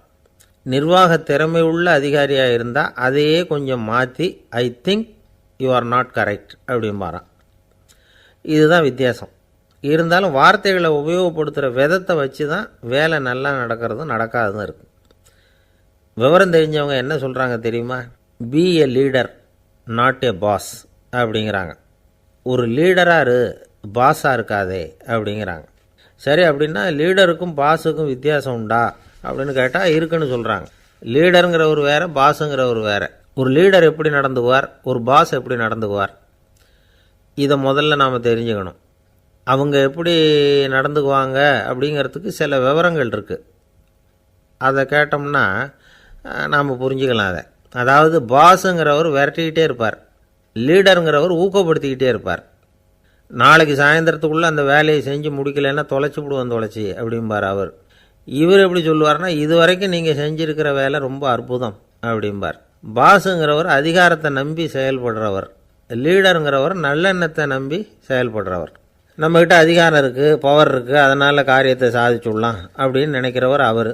மற்றவங்கக்கிட்ட ஒரு நல்ல அபிப்பிராயத்தை சம்பாதிச்சுக்கிட்டு அது மூலமாக காரியங்களை சாதிக்கிறவர் இவர். பாஸுங்கிறவர் பயத்தை உண்டு பண்ணுவார், லீடருங்கிறவர் அன்பை பரவ செய்வார். அதை செய்யலைன்னா ஆடிட்டில் தகராறாயிடும், இது செய்யலைன்னா இன்க்ரிமெண்ட்டு கட் ஆகிடும், இப்படி ஏதாவது சொல்லி பயமுறுத்திக்கிட்டே இருப்பார் அவர். இவர் அப்படி இல்லை. உடம்பு இப்படி இருக்குது, வீட்டில் எல்லோரும் சௌக்கியமாக இருக்கிறாங்களா, ஆஃபீஸில் எல்லாம் வசதியாக இருக்குதா, நான் ஏதாவது உதவி செய்யணுமா அப்படின்னு அன்புக்கு முக்கியத்துவம் கொடுப்பார். பாஸுங்கிறவர் எதுக்கெடுத்தாலும் நான் சொல்லிகிட்டு இருப்பார், லீடருங்கிறவர் நாமன்னு சொல்லிகிட்டு இருப்பார். பாஸுங்கிறவர் தப்புக்கு காரணம் யாருன்னு பார்ப்பார், லீடருங்கிறவர் தப்பு என்னன்னு பார்ப்பார். இதுதான் ரெண்டு பேருக்கு வித்தியாசம். The boss shows who is wrong, the leader shows what is wrong அப்படின்னு சொல்லுவாங்க. இந்த காரியம் எப்படி செய்யப்பட்டிருக்கு அப்படின்னு தெரிஞ்சுக்கிறவர் பாஸ். இந்த காரியத்தை எப்படி செய்யணும்னு செஞ்சு காட்டுறவர் லீடர். பாஸுங்கிறவர் பணியாளர்களை திட்டுவார், லீடர் மரியாதைக்குரியவராக நடத்துவார், அதுக்குரியவராக அவர் நடந்துக்குவார். செய்கிற வேலையை ஒரு சுமையாக நினைக்க வைக்கிறவர் பாஸ், செய்கிற வேலையை ஒரு சந்தோஷமாக ஆக்கிறவர் லீடர். ஒரு முதலாளியாக இருக்கிறவர் அல்லது ஒரு நிர்வாகியாக இருக்கிறவர் இது மாதிரியான நுணுக்கங்களையெல்லாம் தெரிஞ்சு வச்சுக்கிறது நல்லது. ஒரு பாஸ் இருக்கார், அவர் ஒரு நாள் ரொம்ப பெருமையாக தன்னோட ஆஃபீஸை பற்றி பேசிக்கிட்டு இருந்தார். எனக்கு கீழே 200 பேர் வேலை செய்கிறாங்க சார், நான் ஒரு கோடு கிழிச்சா அவங்க அதை தாண்டாத அளவுக்கு நான் நடந்துக்கிறேன் சார் அப்படின்னார் அவர். அது எப்படி முடியுது உங்களால் அப்படின்னு கேட்டோம். நான் கோடே கிழிக்கிறதில்ல சார் அப்படின்னார். பந்திக்கு முந்தர ஆசாமிகள் நம்மளில் பல பேர் உண்டு. அப்படி முந்தறதுக்கு கூட முயற்சி பண்ணுறவங்க நிறைய பேர் இருக்கிறாங்க. இதில் என்ன ஒரு விஷயம்னா, பந்திக்கு முந்துறது கூட தப்பு இல்லை. ஆனால் அப்படி ஒரு விருந்தில் ஆளாக போய் உட்காந்து சாப்பிட்டா கூட வெளியில் வர்றப்ப என்ன பெரிய விருந்து வச்சுட்டான், சாம்பாரில் உப்பு இல்லை, ரசத்தில் காரம் இல்லை அப்படின்னு குறை சொல்லிகிட்டே வர்றது இருக்குது பாருங்கள், அது சரியில்லை, நாகரிகமும் இல்லை. கல்யாண பத்திரிகையில் என்ன போட்டிருக்குது, என் பொண்ணுக்கும் இன்னார் பையனுக்கும் கல்யாணம், எல்லாரும் குடும்பத்தோடு வந்திருந்து மணமக்களை ஆசீர்வதிக்கணும், இப்படி தானே போட்டிருக்கோம். குடும்பத்தோடு விருந்து சாப்பிட்டு சாப்பாடு எப்படி இருக்குன்னு அபிப்பிராயம் சொல்லிவிட்டு போங்க அப்படின்னா போட்டிருக்கு கல்யாண பத்திரிகையில். ஒருத்தர் வீட்டு விசேஷத்துக்கு போயிருக்கோம்னா எவ்வளவோ அசௌகரியங்கள் நமக்கு ஏற்படலாம். ஏராளமான கூட்டம் வந்திருக்கும், எல்லாரையும் அவங்க தனித்தனியாக கவனிச்சிக்கிட்டு இருக்க முடியாது. நாம் தான் அனுசரித்து நடந்துக்கணும். நாமளாக போய் வாழ்த்த வேண்டியவங்களை வாழ்த்தி விட்டு சேரணும். அதை விட்டுட்டு பத்திரிக்கை கொடுத்தானேன்னு போனேன், கவனிப்பே சரியில்லை அப்படின்னு புலம்பிக்கிட்டு இருக்கக்கூடாது. ஒரு விருந்துக்கு போனால் அங்கே எப்படி நடந்துக்கணும் அப்படிங்கிறத பற்றி கூட அனுபவசாலிகள் சில விவரங்கள்லாம் சொல்லியிருக்கிறாங்க. இந்த காலத்தில் கல்யாணம், பிறந்த நாள், அது இதுன்னு நிறைய விருந்துகள் நடக்குது. அதெல்லாம் எதுக்காக? மனித உறவுகளை வளர்த்துக்கிறதுக்காக தான், வேறு எதுக்கு? ஒரு விருந்துக்கு போனால் அமைதியாக பொறுமையாக போய் உட்காரணும். அடித்து பிடிச்சிக்கிட்டு இடத்த பிடிக்க போகிறேன் அப்படின்னு நிற்கக்கூடாது. முதல் பந்தி நடந்துக்கிட்டு இருந்தால் அது முடிஞ்சு இலை எடுத்து சுத்தம் பண்ணதுக்கு அப்புறம் போய் உட்கார்றது தான் நாகரீகம். இலை எடுக்கிறதுக்கு முன்னாடியே அங்கே போய் உட்காந்தா நல்லா இருக்காது. நீங்கள் சாப்பிட்டுட்டு உட்காந்துருக்கீங்களா, சாப்பிட்றதுக்கு உட்காந்துருக்கீங்களா, பார்க்குறவங்களுக்கு சந்தேகம் வந்துடும். அதே மாதிரி இலையில் எல்லா ஐட்டமும் பரிமாறினதுக்கு அப்புறம் சாப்பிட ஆரம்பிக்கணும். ஒவ்வொரு ஐட்டமாக வைக்க நாம் பாட்டுக்கு எடுத்து உள்ளே தள்ளிகிட்டே இருந்தோம்னா எதை வச்சோம் எதை வைக்கலன்னு பரிமாறினவரே குழம்பி போயிடுவார். ஏன்னா எப்போ பார்த்தாலும் இலை காலியாகவே இருக்கும். சாப்பிட்றப்போ உங்கள் சாப்பாட்டையே நீங்கள் கவனிக்கணும். அடுத்தவங்க இலையில் என்ன இருக்குது, பக்கத்தில் இருக்கிறவர் எதை அதிகமாக சாப்பிட்றார், இதெல்லாம் நமக்கு என்னத்துக்கு? எல்லோரும் சாப்பிட்டு முடிக்கிற வரைக்கும் பொறுமையாக இருக்கிறது தான் நல்லது. நீங்கள் மட்டும் திடீர்னு பாதியில் எழுந்திரிச்சு பக்கத்தில் இருக்கிறவங்களுக்கு சங்கடமாக இருக்குமேங்கிறதெல்லாம் யோசிக்காமல் நீங்கள் பாட்டு எழுந்திரிச்சு போகக்கூடாது. பக்கத்தில் உள்ளவங்க உங்களை எழுந்திரிக்க சொன்னால் எழுந்திரிச்சு போகலாம். விருந்துகளில் சாப்பாட்டை வீணாக்கிறதே ஒரு நாகரிகமாக போட்டுது இந்த காலத்தில். சாப்பாட்டுக்கே கஷ்டப்பட்டுக்கிட்டு பல பேர் இந்த உலகத்தில் இருக்கிறப்போ சாப்பாட்டை வீணாக்கிறது எவ்வளோ பெரிய மோசங்கிறத நினச்சி பார்க்கணும். வேணுங்கிற அளவுக்கு கேட்டு வாங்கி சாப்பிட்றது தான் முறை. விருந்தில் இந்த பஃபே அப்படின்னு சொல்லி ஒரு முறை சொல்கிறாங்கல்ல, அதாவது உணவு வகைகளையெல்லாம் பொதுவாக ஒரு இடத்துல வச்சுடுறது, நமக்கு தேவையானதை நாமே எடுத்து ஒரு தட்டில் போட்டுக்கிட்டு சாப்பிட வேண்டியது. இதில் கூட சில பேர் தேவைக்கு அதிகமாக எடுத்து போட்டுக்கிட்டு வீணாக்குறாங்க. சில சமயம் கடைசியாக சாப்பிட போகிறவங்களுக்கு எல்லா ஐட்டமும் கிடைக்காம போகலாம். அதை போய் பெருசு பண்ணிகிட்டு இருக்கக்கூடாது. என்ன சார் இந்த அளவுக்கு கூடவா நாகரிகம் தெரியாமல் இருக்கிறோம், இதை போய் பெருசாக சொல்ல வந்துட்டீங்களே அப்படின்னு நினைக்கலாம். ஒருத்தர் 2 பேருக்கு இந்த விவரம் தேவைப்படலாம். அவங்க காதலையும் இது விழட்டுமேங்கிறதுக்காக தான் இது. ஒரு பெரிய கல்யாண விருந்து நடந்துக்கிட்டு இருந்தது. விருந்து மண்டபத்து வாசலில் ஒருத்தர் நின்றுக்கிட்டு வர்றவங்களையெல்லாம் ரொம்ப மரியாதையாக வணங்கி உள்ளே அனுப்பி வச்சுக்கிட்டு இருந்தார். எப்படி தெரியுமா? வர்றவங்க கையெல்லாம் பிடிச்சி முத்தம் கொடுத்து அதுக்கப்புறம் உள்ளே அனுப்பி வச்சுக்கிட்டு இருந்தாராம். கூட்டம்லாம் முடிஞ்சதுக்கப்புறம் அவர்கிட்ட போய் கேட்டிருக்கிறாங்க, சார் நானும் எவ்வளவோ விருந்துகளுக்கு போயிருக்கிறேன், இருந்தாலும் இவ்வளவு மரியாதையாக வர்றவங்க கைக்கெல்லாம் முத்தம் கொடுத்து வரவேற்கிறத இங்கே தான் பார்க்குறேன் அப்படின்னு சொன்னாங்க. அதுக்கு அவர் சொன்னார், அட போங்க சார், நான் முத்தம் கொடுக்கல, முந்தின பந்திக்கு சாப்பிட்டவங்களே அடுத்த பந்திக்கும் வர்றாங்களான்னு மோந்து பார்த்து அனுப்பி வச்சுக்கிட்டு இருந்தேன் அப்படின்னார். அம்மாக்காரங்களுக்கு அடிக்கடி ஏற்படுற கவலை ஒன்று உண்டு. அதாவது குழந்தை சரியாக சாப்பிட மாட்டேங்குதே அப்படிங்கிற கவலை. இவங்கெல்லாம் ஒரு விஷயத்தை நல்லா புரிஞ்சுக்கணும். குழந்தைகள்ங்கிறவங்க பெரியவங்க மாதிரி இல்லை. அவங்க கடிகாரத்தில் மணியை பார்த்துட்டு சாப்பிட்றதுக்கு உட்கார்ற ரகம் கிடையாது. பசிச்சா சாப்பிடுவாங்க, இல்லைன்னா விளையாடுவாங்க அல்லது தூங்குவாங்க. அது புரியாமல் அவங்கள கட்டாயப்படுத்தி அல்லது மிரட்டி சாப்பிட வைக்கிறது ரொம்ப தப்பு. ஒரு 8 மாத குழந்தைக்கு 3 மணி நேரத்துக்கு ஒரு தடவை பசிக்கும். அந்த நேரம் பார்த்து சாப்பாடு கொடுத்தா அடம் பண்ணாமல் அது பாட்டுக்கு சாப்பிட்றோம். அதே குழந்தைக்கு 1 வயசு ஆகிறப்போ 4 மணி நேரத்துக்கு ஒரு தடவை பசிக்கும். இந்த வயசில் இயற்கையாகவே பசி குறைஞ்சிருக்கும். அது புரியாமல் என் குழந்தை முன்னாடி மாதிரி இப்போ சரியாக சாப்பிட மாட்டேங்கிறான் அப்படின்னு சில பேர் டாக்டர்கிட்ட போய் சொல்லிக்கிட்டு இருப்பாங்க.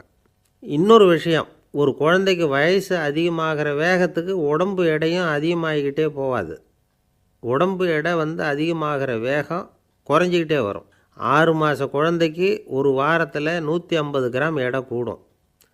ஒரு வயசில் வாரத்துக்கு 71 கிராம் எடை கூடும். இது புரியாமல் அதிகமாக சாப்பாட்டை கொடுத்து குழந்தைய கஷ்டப்படுத்தக்கூடாது. ஏன்னா அளவுக்கு மீறின உணவு அஜீரணத்தை உண்டு பண்ணிவிடும். குழந்தைக்கு ஒரு தட்டில் கொஞ்சமாக ஆகாரத்தை வச்சு கொண்டுகிட்டு போய் கொடுக்கணும். மலை மாதிரி குவிச்சு வச்சா அதை பார்த்ததுமே பசி அடங்கி போயிடும். அடித்து மிரட்டி பயமுறுத்தி குழந்தைய சாப்பிட வைக்கிற பழக்கம் இருக்குது பாருங்கள், அதுக்கு ஃபுட் ஃபோர்ஸிங் அப்படின்னு பேர். இப்படி பண்ணுனா குழந்தைக்கு சாப்பாட்டில் விருப்பம் குறைஞ்சிரும், அதை கண்டாவே வெறுக்க ஆரம்பிச்சிடும்.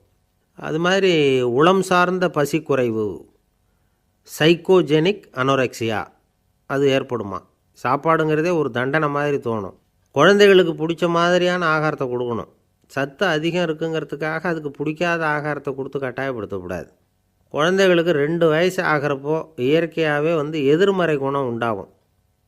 அதாவது அந்த எதிர்மறையாக பேசுகிறது. இது மாதிரி சமயங்களில் நாம் என்ன சொல்கிறோமோ அதுக்கு நேர்மாறாக நடந்துக்கும். ஏட்டிக்கு போட்டி. சாப்பிட சொன்னால் விளையாட போவோம், விளையாட சொன்னால் சாப்பாடு கேட்கும். இதை புரிஞ்சுக்கிட்டு நடந்துக்கணும். குழந்தை சொன்ன பேச்சை கேட்கலேன்னு கோவப்படக்கூடாது. குழந்தை வளர வளர பிடிவாத குணம் வர்றது சகஜம். கேட்டதை வாங்கி கொடுத்தா தான் சாப்பிடுவேன் அப்படின்னு பிடிவாதம் பண்ணும். வாங்கி கொடுத்துடுறது தான் உத்தமம். நீங்களும் அதுக்கிட்ட பிடிவாதம் பண்ணிகிட்டு இருக்கக்கூடாது. ஏன்னா கேட்டது கிடைக்கலையேங்கிற ஏமாற்றம் கூட குழந்தையோட பசியை குறைச்சிரும். கேட்டது கிடைச்சிட்டா பசி அதிகமாகும். கொடுத்ததை மலமலன்னு சாப்பிட்றோம். குழந்தைகளுக்கு கண்ட கண்ட நேரத்தில் சாப்பிட்றதுக்கு எதையாவது வாங்கி கொடுத்துக்கிட்டு இருந்தால் சாப்பாட்டு நேரத்தில் சாப்பிடாமல் அடம் பண்ண ஆரம்பிச்சிடும். பள்ளிக்கூடம் போகிற பிள்ளைங்க காலை உணவை சரியாக சாப்பிட மாட்டாங்க. அச்சம், அவசரம், பரபரப்பு இதெல்லாம் தான் காரணம். பள்ளிக்கு புறப்படுறதுக்கு ஒரு 3/4 மணி நேரத்துக்கு முன்னாடியே சாப்பாடு போட்டுருங்க, அது சரியாக போடும். படிக்கிற குழந்தைகள் உடல் சோர்வு, மனச்சோர்வு இது காரணமாக கூட சாப்பிட மறுக்கிறது உண்டு. இப்போ உதாரணமாக சாயந்தரம் விளையாடி விட்டு வீட்டுக்கு வந்ததும் சாப்பிட சொன்னால் வேணாம்பாங்க. இது உடல் சோர்வு. ரொம்ப நேரம் வீட்டு பாடங்களை செஞ்சு முடித்த கையோடு சாப்பிட சொன்னாலும் அவங்களால சரியாக சாப்பிட முடியாது. இது உளச்சோர்வு, அதாவது மனச்சோர்வு. இதை தவிர குழந்தைகளுக்கு உடல் நலக்குறைவு ஏற்பட்டால் கூட சாப்பிட மறுக்கிறது உண்டு. சில மருந்து மாத்திரைகள் கூட பசியை குறைச்சிரும். அதனால் சரியாக தெரிஞ்சுக்கிட்டு குழந்தைகளை சாப்பிட வைக்கணும். அது புரியாமல் கையில் சாப்பாட்டு தட்டை வச்சுக்கிட்டு குழந்தைகளை விரட்டிக்கிட்டு அலையக்கூடாது. ஒரு சின்ன பையன் சொன்னான், எங்கள் அம்மா சாப்பாடு போடுறது தெரிஞ்சால் நான் உடனே வீட்டை விட்டு வெளியில் ஓடி போடுவேன் அப்படின்னா. ஏன் அப்படி பண்ணுறேன்னு கேட்டோம். எங்கள் அப்பா கூட அது மாதிரி தான் சார் பண்ணுவார் அப்படிங்கிறான். ஒரு பல்கலைக்கழகம், அங்கே ஒரு இலக்கிய பேராசிரியர், அவர் பாடம் நடத்திக்கிட்டு இருந்தார். ராபர்ட் ப்ரௌனிங் எழுதிய கவிதைகளை பற்றி சொல்லிகிட்டு இருக்கிறார். மாணவர்களும் ரொம்ப அக்கறையாக அதை கேட்டுக்கிட்டு இருக்கிறாங்க. ஒரு குறிப்பிட்ட கவிதையை பற்றி சொல்லும் பொழுது அந்த பேராசிரியருக்கே ஒரு சந்தேகம். அதாவது அந்த கவிதையின் சரியான அர்த்தம் என்னங்கிறதுல சந்தேகம். பேராசிரியர் யோசனை பண்ணார். அந்த கவிதையை முழுசாக புரிஞ்சிக்க முடியல. அதனால் மாணவர்களை பார்த்து சொன்னார், மாணவர்களே, ஒரு நாள் பொறுத்துக்குங்க. இந்த கவிதையை எழுதின கவிஞர் எங்கள் வீட்டுக்கு பக்கத்தில் தான் இருக்கிறார். இன்றைக்கி சாயந்தரம் நான் அவரை நேரிலேயே போய் பார்க்குறேன். பார்த்து இதுக்கு என்னங்க அர்த்தம்னு கேட்டுக்கிட்டு வந்துவிடுறேன். அதுக்கப்புறம் உங்ககிட்ட சொல்கிறேன் அப்படின்னாராம். அன்றைக்கி சாயந்தரமே அந்த பேராசிரியர் கவிஞரை தேடிக்கிட்டு போயிட்டார். கவிஞர் அவங்க வீட்டில் அவர் பாட்டு உட்காந்துருந்தாராம். இவர் போய் அவர் முன்னாடி உட்காந்தார். அப்புறம் கேட்டார், ஐயா, அந்த கவிதையின் முழு பொருள் என்னன்னு தெரிஞ்சுட்டு போகிறதுக்காக வந்திருக்கிறேன் அப்படின்னாராம். எந்த கவிதை அப்படின்னாராம் அவர். இவர் அந்த கவிதையை சொல்லியிருக்கார். கவிஞர் கொஞ்சம் யோசனை பண்ணிவிட்டு அப்புறம் சொன்னாராம், பேராசிரியரே, நீங்கள் கொஞ்சம் தாமதமாக வந்துட்டீங்கன்னாராம். இவருக்கு ஒன்றும் புரியல. நீங்கள் என்ன சொல்கிறீங்க? நான் தாமதமாக வந்துட்டேன்னா? நீங்கள் தான் உயிரோடு இருக்கிறீங்களே, அப்படி இருக்கும்பொழுது நான் தாமதமாக வந்துவிட்டேன்னா அது எப்படி அப்படின்னு இவர் குழம்பி இருக்கிறார். இப்போ கவிஞர் சொன்னாராம், ஐயா, நான் உயிரோடு இருக்கிறேன்னா இல்லையாங்கிறது முக்கியம் இல்லை. நான் அந்த கவிதை வரிகளை எழுதினப்போ 2 பேருக்கு அதோட அர்த்தம் தெரிஞ்சிருந்தது. இப்போ ஒரே ஒருத்தருக்கு தான் அதோட அர்த்தம் தெரியும் அப்படின்னாராம். பேராசிரியர் யோசனை பண்ணியிருக்கார். அப்படின்னா அந்த ஒருத்தர் கவிஞர் ராபர்ட் ப்ரௌனிங்கை தவிர வேறு யாராக இருக்க முடியும்? இவர் தான் அப்படிங்கிறத அவர் மனசில் நினச்சிக்கிட்டார். அதனால் சொன்னார், ஐயா, நான் தாமதமாக வரல, அந்த கவிதையின் பொருள் என்ன அது சொல்லுங்கன்னார். பேராசிரியரே, நான் சொல்கிறது உங்களுக்கு புரியலன்னு நினைக்கிறேன். நான் இந்த வரிகள் எழுதினப்போ 2 பேருக்கு அதோட அர்த்தம் தெரிஞ்சிருந்தது.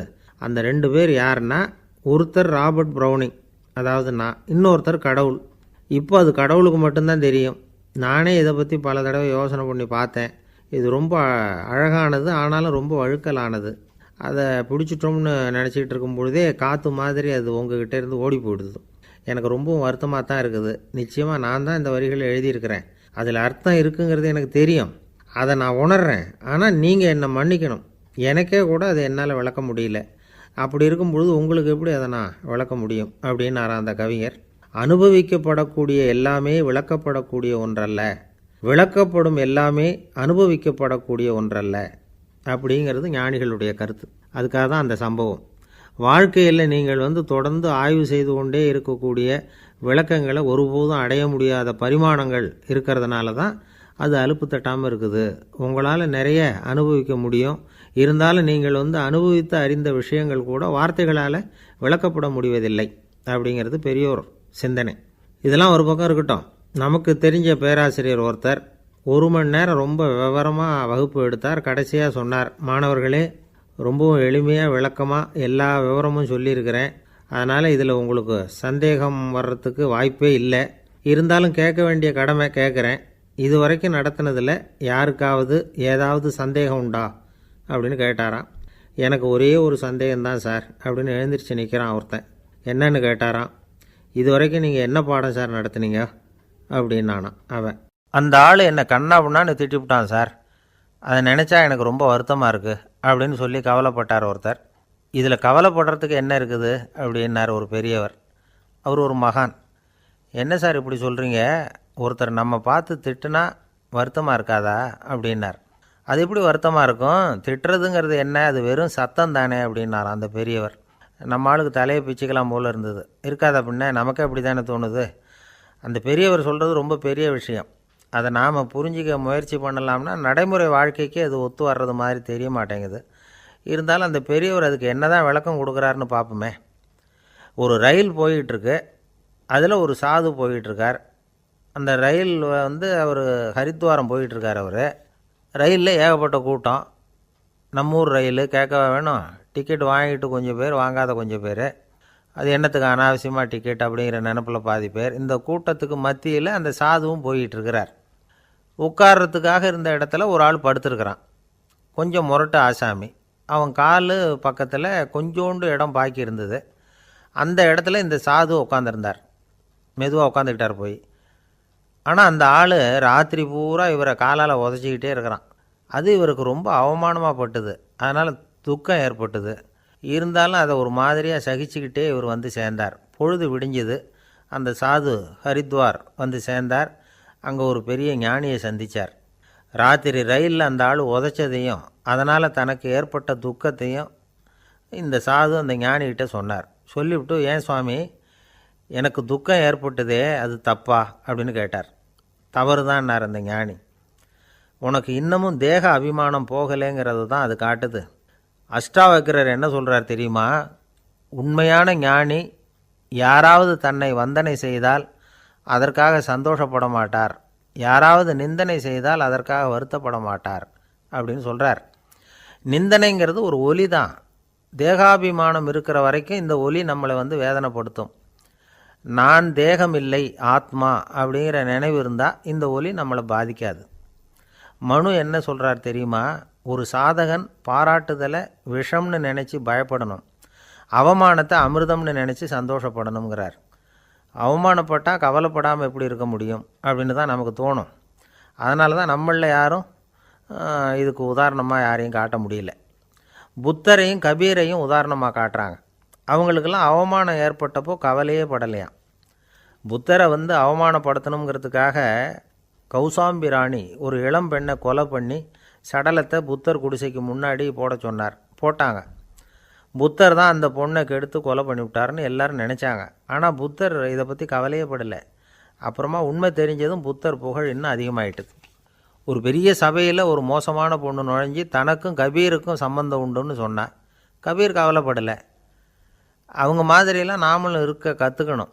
நிந்தனை, அபகீர்த்தி, அவமானம் எல்லாம் ஆண்டவன் கொடுக்குற பிரசாதம்னு நினைக்கணும் அப்படின்னு சொல்கிறார் அந்த ஞானி. இதை கேட்ட இந்த காலத்து ஆசாமி ஒருத்தர், நான் கூட அப்படி தான் சார், யாராவது அவமானப்படுத்தினா கவலைப்பட மாட்டேன்.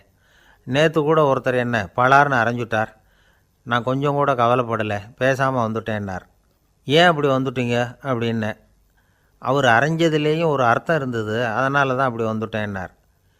ஏன் அரைஞ்சாருன்னு கேட்டேன். 10 வருஷத்துக்கு முன்னாடி 15 ரூபா அவர்கிட்ட கடன் வாங்கினேன், அதை கேட்டு கேட்டு பார்த்துட்டு கடைசியாக தான் அரைஞ்சார் அப்படின்னார். ஆண்டவனுடைய பிரசாதம் இவருக்கு அடிக்கடி கிடைக்கும் போல இருக்குது.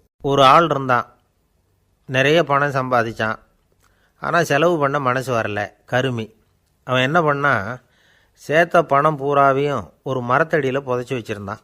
வாரத்துக்கு ஒரு தடவை அந்த மரத்தடிக்கு வருவான், புதைச்ச இடத்த ஆவலோடு பார்த்துக்கிட்டு இருப்பான், அதுக்கப்புறம் போயிடுவான். அவ்வளவுதான். ஒரு நாள் ஒரு திருடன் வந்தான். இவன் புதைச்சி வச்சுருந்ததெல்லாம் எடுத்துகிட்டு போட்டான். இது தெரிஞ்சு போச்சு. அந்த கருமி புலம்ப ஆரம்பிச்சிட்டான். இவன் புலம்பலை கேட்டதும் அக்கம் பக்கத்தில் இருந்தவங்கெல்லாம் ஓடி வந்தாங்க. என்ன விஷயம்னு விசாரித்தாங்க. இவன் சொன்னான். ஒரு பெரியவர் கேட்டார், ஏப்பா வாரம் வந்து இந்த இடத்த பார்க்குறதாக சொன்னியே, எப்போவாவது இதில் இருக்கிற பணத்தை எடுத்து செலவு பண்ணியிருக்கியா அப்படின்னு கேட்டார். நான் அப்பப்போ வந்து அதை பார்க்குறது தான் வழக்கம், அதை தொட்டதே இல்லைன்னு அவன். சரி அப்படின்னா இப்போவும் நீ அதே மாதிரி வாரம் ஒரு தடவை வந்து இந்த இடத்த பார்த்துட்டு போகலாமே அப்படின்னாராம் அந்த பெரியவர். அதுவும் சரிதானே, எவ்வளவு காலமானாலும் அவன் அந்த பணத்தை எடுத்து செலவு பண்ண போகிறதில்ல. அப்படி இருக்கிறப்ப உள்ளே பணம் இருந்தாலும் ஒன்று தான், இல்லாமல் போனாலும் ஒன்று தான். இதிலேருந்து என்ன புரியுதுன்னா, ஒருத்தர்கிட்ட இருக்கிற பணத்தை கொண்டு அவர் பணக்காரரா ஏழையா அப்படின்னு முடிவு செய்கிறது சரியில்லை. அந்த செல்வத்தை அனுபவிக்கிற திறன், பயன்படுத்துகிற திறன், அதை வச்சு தான் அவர் ஏழையா பணக்காரரா அப்படிங்கிறத நிர்ணயம் பண்ணணும். அதுதான் சரி. செலவு பண்ண தெரியாதவன் சேகரம் பண்ணிகிட்டே இருக்கிறதுனால என்ன பிரயோஜனம்? தலைமுடியே இல்லாதவன் தாராளமாக சீப்புகளை வாங்கி சேகரம் பண்ணுறது மாதிரி தானே இது. சில சமயம் செலவு பண்ண நாம் தயாராக இருந்தால் கூட அந்த செல்வம் நமக்கு பயன்படுறதில்ல. அரேபியாவில் ஒரு நகை வியாபாரி விலை உயர்ந்த முத்துக்களை எல்லாம் அவர் வச்சு வியாபாரம் பண்ணிகிட்டு இருந்தார். அவர் ஒரு சமயம் ஒரு பாலைவனம் வழியாக போயிட்டு இருக்கிறார் ஒட்டகத்தில். அப்போது திடீர்னு கடுமையான புயல் வீச ஆரம்பிச்சுட்டுது. திசை தவறி இவர் எங்கேயோ வந்துட்டார். கூட வந்தவங்களையும் காணலை, எங்கே போனாங்களோ தெரியல.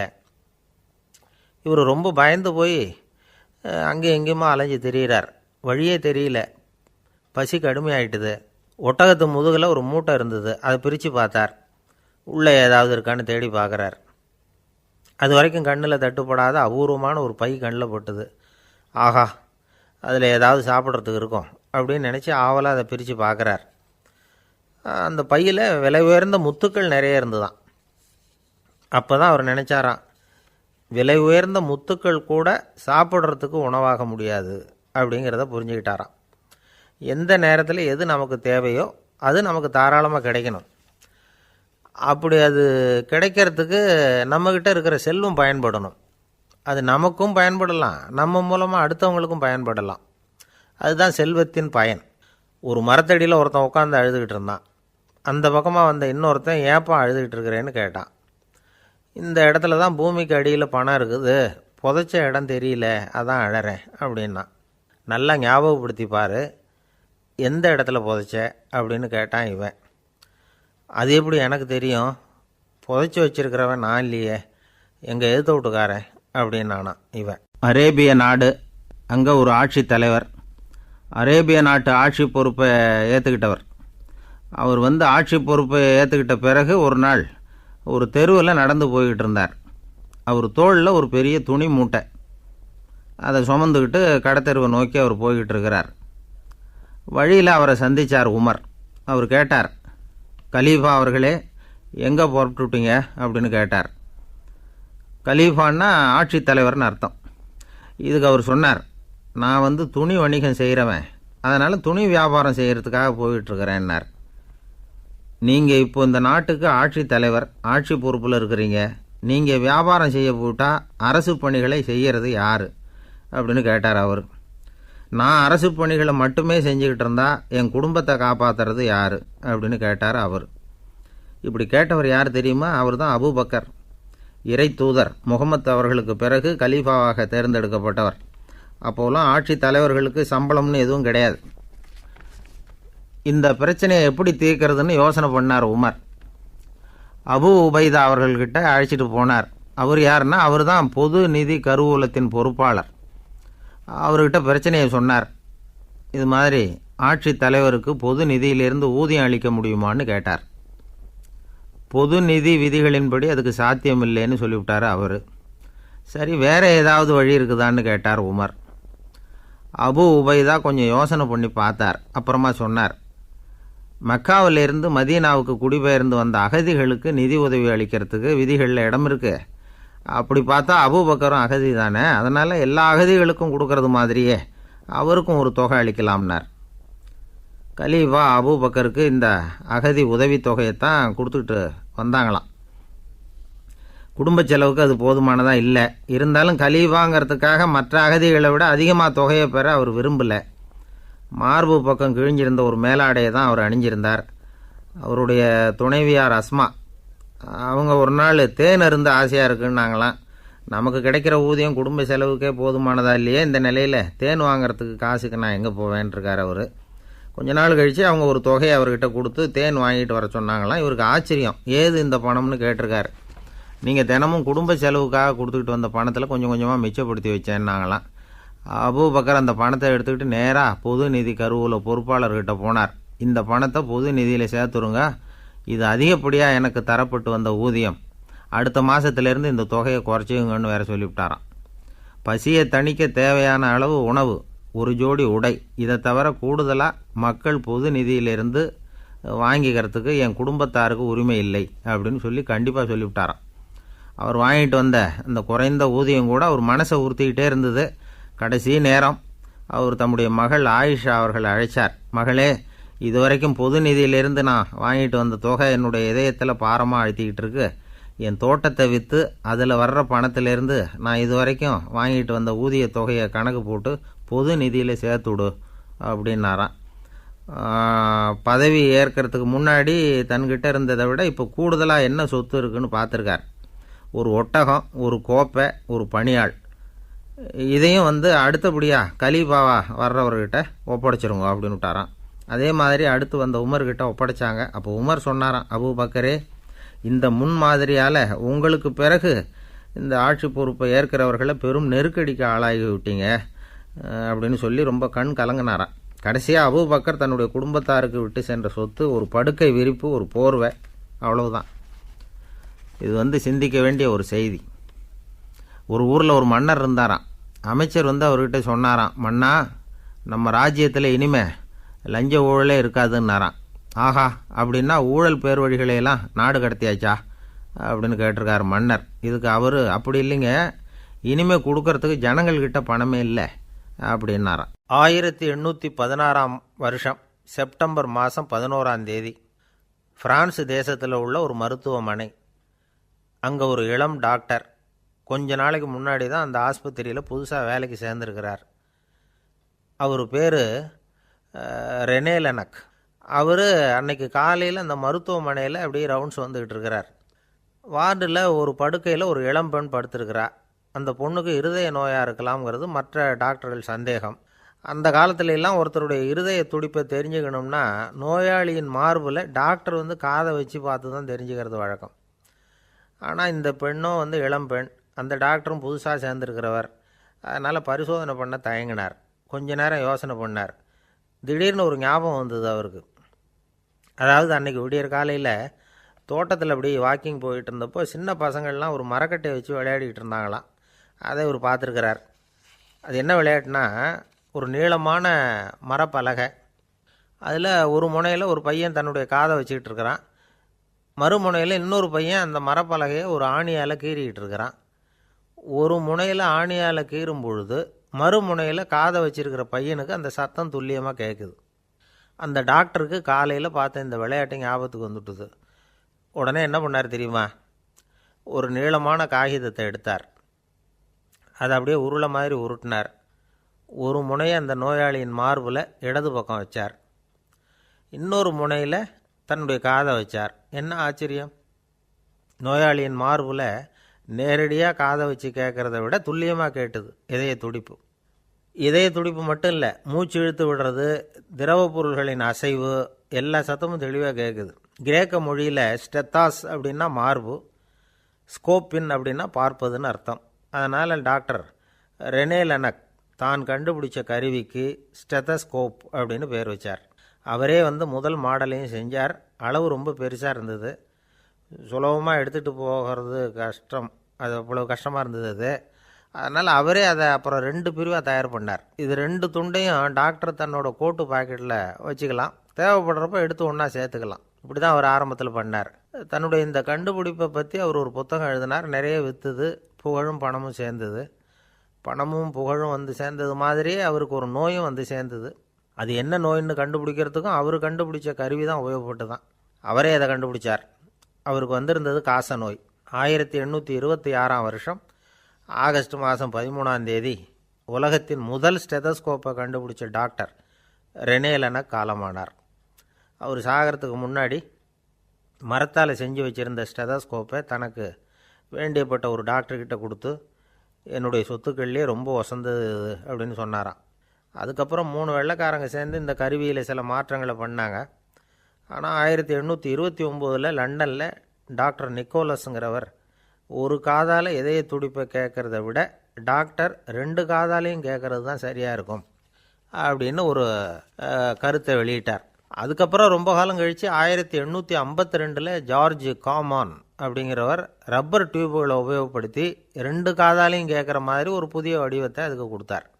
அதுக்கு பிறகு அது படிப்படியாக எவ்வளவோ மாற்றங்கள் இருந்தாலும் ஆரம்பத்தில் டாக்டர் ரெனே லெனக் உருவாக்கின அடிப்படை மாடலை யாரும் மாற்றி அமைக்கலைங்கிறது தான் முக்கியமான விஷயம்.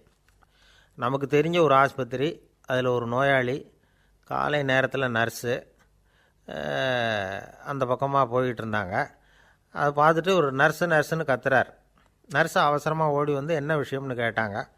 சிஸ்டர், இங்கே பாருங்கள், உங்கள் டாக்டரை என் நெஞ்சில் அவர் காதை வச்சு கேட்டுக்கிட்டு இருக்கிறார் அப்படின்னார் நோயாளி. சிஸ்டர் பதட்டப்படாமல், அதனால் என்ன, இந்த டாக்டர் பழமையான விஷயங்களில் ரொம்ப நம்பிக்கை உள்ளவர், அதனால் ஸ்டெதாஸ்கோப்பை உபயோகப்படுத்தாமல் காதை வச்சு கேட்குறார், அது ஒன்றும் தப்பு இல்லை அப்படின்னாங்களாம்.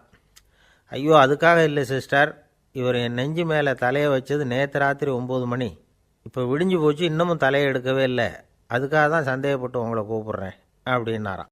இந்த உலகமே ஒரு நாடக மேடை, நாம் எல்லாரும் நடிகர்கள். இது ஞானிகள் சொல்கிறது. இது ஒரு பக்கம் இருக்கட்டும். இந்த உலகத்துக்குள்ளே எத்தனையோ நாடக மேடைகள், எத்தனையோ நடிகர்கள், எத்தனையோ நாடகங்கள், இதெல்லாம் எப்படி ஆரம்பமாச்சு? அதுதான் இன்றைக்கி தகவல். அதாவது ஆதி மனிதன் பேச ஆரம்பிக்கிறதுக்கு முன்னாடி சைகையாலேயே எல்லாத்தையும் சொல்லிகிட்டு இருந்தான். அதனால் அப்போவே நடிப்பு ஆரம்பமாயிட்டுது.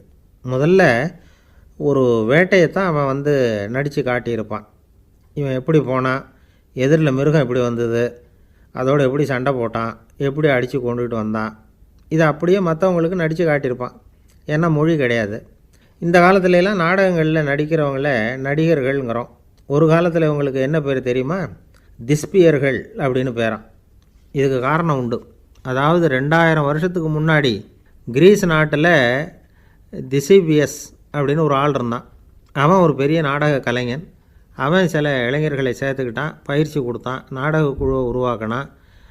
நடிகர்களையும் நாடகத்துக்கு தேவையான பொருள்களையும் ஏற்றிக்கிட்டு போகிறதுக்கு ஒரு வண்டியையும் தயார் பண்ணான். அந்த வண்டியிலேயே அவன் கிரேக்க நாடு பூராவும் சுற்றினான். ஊர் ஊராக நாடகம் போட்டான். ஒரு ஊருக்கு போனதும் அங்கே நாடகம் நடத்த தியேட்டர் இருக்கா அப்படிங்கன்னெல்லாம் பார்க்குறது இல்லை அவன். ஏன்னா அப்போலாம் தியேட்டர்னா என்னென்ன தெரியாது.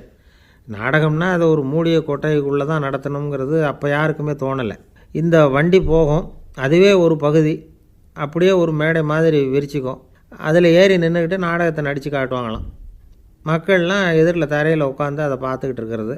உலகத்தின் முதல் நடமாடும் தியேட்டர் இது தானா. இந்த திசிபியஸ் தான் முதலாக உலகத்தில் நாடகங்கிற பொழுதுபோக்கை நடத்தி காட்டினவன் அப்படின்னு சொல்கிறாங்க. அவன் சொந்தமாக நாடகம் எழுதுனான், நடித்தான், நாடகத்தை இயக்கினான். அதனால தான் அவனை first man of the theatre அப்படின்னு சொல்லுவாங்க. அவன் தான் நாடக மேடையின் முன்னோடி. கிரேக்கர் காலத்திலேயே நாடக ஆசிரியர்கள், நடிகர்கள், ரசிகர்கள் இவங்கள்லாம் உருவாயிட்டாங்களாம்.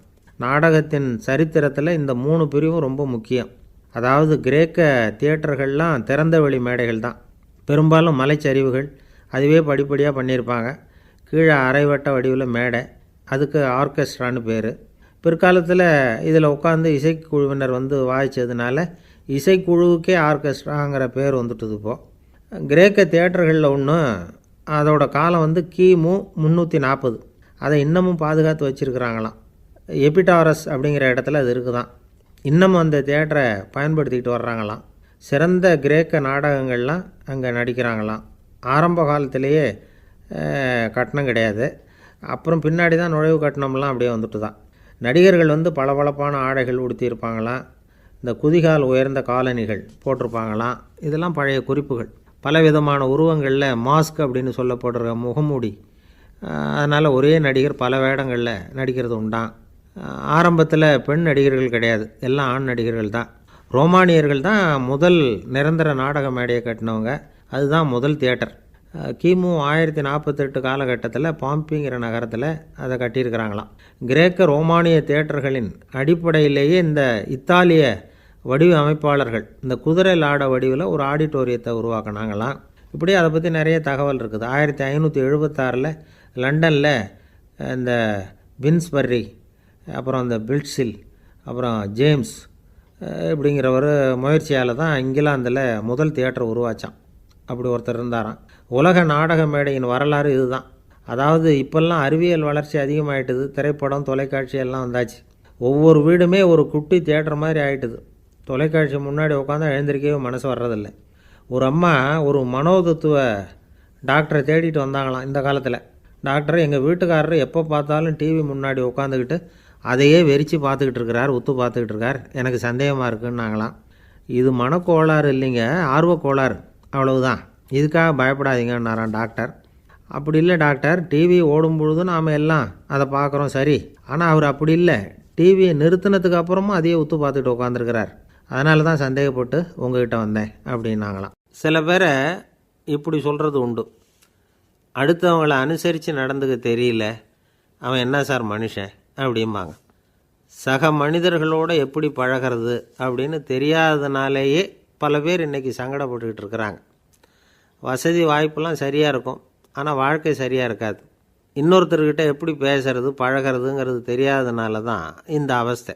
சரி, இந்த அவஸ்தை இல்லாமல் வாழறது எப்படி? இதுக்கு அனுபவசாலிகள் சில வழிமுறைகளை சொல்கிறாங்க. அதெல்லாம் என்னென்னங்கிறத இப்போ தெரிஞ்சுக்குவோம். முதல்ல நம்ம நாக்கு நம்ம கண்ட்ரோலில் இருக்கணும். வார்த்தைகளை கொட்டிவிட்டு அதுக்கப்புறம் அள்ள முடியாமல் கடந்து கஷ்டப்படக்கூடாது. எப்படி பேசுகிறோங்கிறதும் முக்கியம். பேசுகிறப்ப எப்படி முகத்தை வச்சுருக்கிறோங்கிறதும் முக்கியம். அன்பாக பேசினாலும் நல்லாயிருக்கும். அப்படி பேசுகிறப்ப ஆதரவாக அவர் தோள் மேலே ஒரு கையை போட்டுக்கிட்டு பேசினா இன்னமும் நல்லாயிருக்கும். ரெண்டாவது விஷயம், இன்னொருத்தர்கிட்ட பேசுகிறப்போ வாக்குறுதிகளை அள்ளி வீசக்கூடாது. கொடுக்குற வாக்குறுதி குறைச்சலாக இருக்கணும். அப்படி கொடுத்த வாக்குறுதியை கண்டிப்பாக நிறைவேற்றணும். நாம் ஒருத்தரை பாராட்டுறோம் அல்லது அவரை பற்றி அபிப்பிராயம் சொல்கிறோம்னா அது ஆக்கப்பூர்வமாக இருக்கணும். நம்ம பாராட்டு அல்லது விமர்சனம் அடுத்தவருடைய முன்னேற்றத்துக்கு உதவுறது மாதிரி இருக்கணும். நாம் சொல்கிறத கேட்டுட்டு அவன் தலையில் கையை வச்சுட்டு உட்காந்துடக்கூடாது. எப்பவும் உற்சாகமாக இருக்கணும், முகம் மலர்ச்சியாக இருக்கணும். மனுஷன் இருந்தால் வருத்தம், கவலை, ஏமாற்றம் எல்லாம் இருக்க தான் செய்யும். அதெல்லாம் மனசில் இருக்கட்டும். அந்த வருத்தமும் கவலையும் ஏமாற்றமும் சேர்ந்துக்கிட்டு நம்ம முகத்தில் இருக்கிற மலர்ச்சியை மூடி மறைக்கிறதுக்கு நாம் இடம் கொடுத்துடக்கூடாது. எந்த விஷயத்தை பற்றி யாருக்கிட்ட பேசினாலும் வெளிப்படையாக பேசணும். திறந்த மனசோடு பேசணும். மூடி மறைச்சி முழுங்கிக்கிட்டு இருக்கக்கூடாது. இன்னொருத்தர்கிட்ட பேசுகிறப்போ விவாதம் பண்ணுங்க, அது தப்பு இல்லை. ஆனால் வாதாடிக்கிட்டு இருக்கக்கூடாது. அதாவது என்ன சொல்கிறாங்கன்னா, டிஸ்கஸ் பண்ணலாம், ஆர்கியூ பண்ணக்கூடாதான். நம்மக்கிட்ட இருக்கிற நல்ல குணங்களை நாம் எடுத்து சொல்லிகிட்டு இருக்கக்கூடாது. அந்த நல்ல குணங்களே நம்மளை பற்றி எடுத்து சொல்லணும். அது மாதிரி நடந்துக்கணும். அதே மாதிரி அடுத்தவங்க கிட்ட உள்ள கெட்ட குணங்களை பற்றி அவசியம் இல்லாமல் நாம் பேச வேண்டியதில்லை. உங்களை பற்றி யாராவது தப்பாக பேசுகிறாங்களா, அப்படி அவங்க பேசுகிறதுல உண்மை இல்லையா அப்படின்னா அதை நீங்கள் பொருட்படுத்த வேண்டியதில்லை, விட்டுடலாம். அது தானாக போயிடும். ஒரு 4-5 பேரோடு பேசிக்கிட்டு இருந்தீங்கன்னா எல்லாருக்கும் முக்கியத்துவம் கொடுங்க. யாரையும் அலட்சியப்படுத்தாதீங்க. தமாஷா பேசலாம். ஆனால் அவங்க தமாஷ் அடுத்தவங்களை கேலி பண்ணுறதா இருக்கக்கூடாது. நமக்கு கிடைக்க வேண்டியது கிடைக்கலையே அப்படிங்கிற தவிப்பு நம்மக்கிட்ட இருக்கக்கூடாது. அது தேவையில்லை. உங்கள் செயல்பாடுகள் தெளிவாக இருக்கட்டும். பாராட்டு தானாக அவங்கள தேடிட்டு வரும். இன்னொரு மனுஷனுடைய மனசில் கௌரவமான ஒரு இடத்த பிடிக்கணும்னா நாம் இந்த குணத்தையெல்லாம் நம்மக்கிட்ட வளர்த்துக்கணும். இதெல்லாம் அனுபவசாலிகள் சொல்லியிருக்கிற குறிப்புகள். இந்த குறிப்புகளை சரியாக புரிஞ்சுக்கணும். அது முக்கியம். தப்பாக புரிஞ்சுக்கிட்டா என்ன ஆகும் தெரியுமா? இதை கேளுங்க. ஒருத்தர் வந்தார். சார், அடுத்தவங்க தோள் மேலே கையை போட்டுக்கிட்டு அன்பாக பேசணும்னு சொன்னீங்க. அப்படி தான் பேசினேன். அவர் முதுகை கூட தட்டி கொடுத்தேன். என் வேலை போயிட்டுது